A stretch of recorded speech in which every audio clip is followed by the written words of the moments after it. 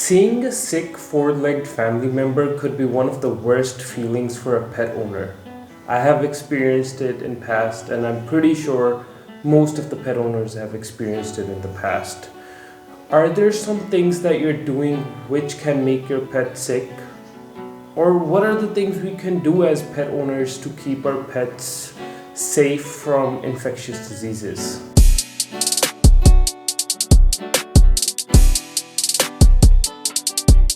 Hello everyone, welcome to Pet Experts. I'm Sunamar, a finally a veterinary student. In today's video, I would be discussing the biosecurity measures that we can take as pet owners to keep our pets away from infectious diseases. Or in simple words, we can say I would talk about the steps that we can take to keep our pets safe and away from infectious diseases. But before we get into that, I request you guys please subscribe the channel if you haven't done it till now, and don't forget to press the bell icon so that you can be notified for our future videos. So let's get to it. First comes following a regular vaccination schedule. Vaccines are of great help. If done properly, you can decrease the chances up to 90% of your dog or puppy catching an infectious deadly disease. So whenever you're adopting a new puppy or even an adult, don't forget to get the vaccination card from the previous owner and make sure he's following the right thing. The vaccines vary from region to region. Like for instance, certain vaccines are only done in North India, and whereas some are going to be done in the southern part of the country. But some vaccines which are to be followed no matter where you are. I've made a video on such core vaccines in the past. The link is going to be in the description below, but always discuss and follow what your veterinarian suggests you. Then comes quarantine. Before this COVID pandemic, most of the general public didn't know what this word means, but now we're quite aware of the word, what quarantine means. So whenever you adopt a new puppy or decide to bring a new dog into your kennel, always keep them in a separate quarantined area and observe them for at least 2 weeks for any signs of sickness. During this period, get them checked from your local vet. Another thing that you need to keep in mind is that the animal that is quarantined should be attended at last. For example, if you have to feed your dogs, first feed the ones that are healthy or which are already present in your kennel. Then visit the dog that's in the quarantine area. After attending the dog which is in the quarantine area, we should always wash our hands properly with soap. And if possible, you should change your clothes if you're coming in close contact. Another good practice to keep in mind is keeping a separate pair of shoes or slippers in the quarantine area and in your kennel area. That'll stop the virus or any infectious agent from spreading from one place to the other place. Even any sick dog in your kennel should be transferred to the quarantine area. The quarantine period for different sicknesses varies from anywhere from 1 week to up to a month. So talking to your veterinarian or doing a little search online could be quite helpful.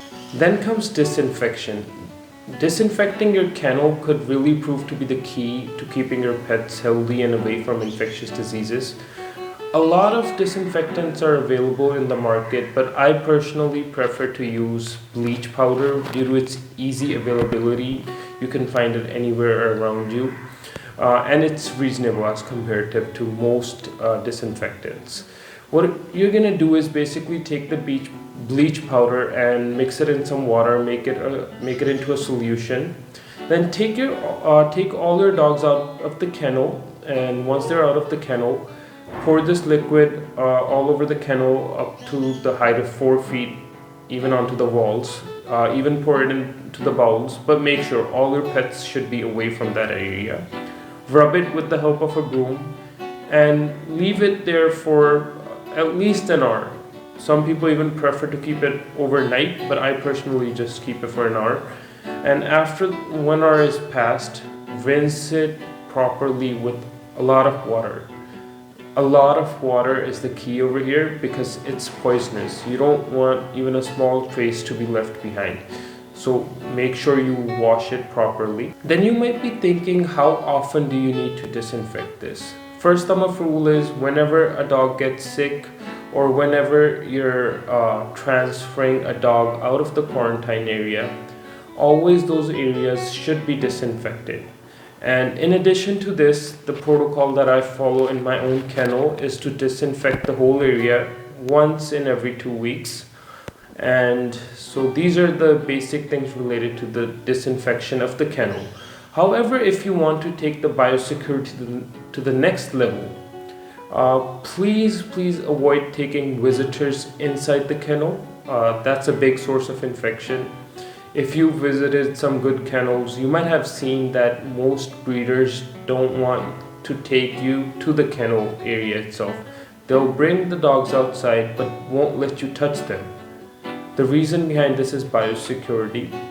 The person coming into the kennel himself doesn't know that he's carrying a disease. It's just like in this COVID period, people don't know if they are carrying coronavirus or not. The same goes over here. So avoid that. And another thing that's gonna take a bit of effort, it's not necessary, but if you can do it, it's gonna be great. If you're doing breeding professionally, then you should be basically adopting this. Try making foot baths of which have disinfectants in them at all entry points of the kennel. You can find more information regarding this online, or you can ask me in comments below, or another really great place where you can find information regarding disinfection and other stuff related to pets is at our Instagram page. So don't forget us to follow us there. The username is going to be on the screen right now and also in the description below. So guys, these were the basic steps regarding biosecurity in a dog kennel. I hope you've learned something new and you would follow these things, and it'll lead to a healthier pet. That's the most important thing that we're trying to do over here. I hope you've enjoyed this video. Don't forget to share the video, like the video, and leave your valuable comments below. Thank you.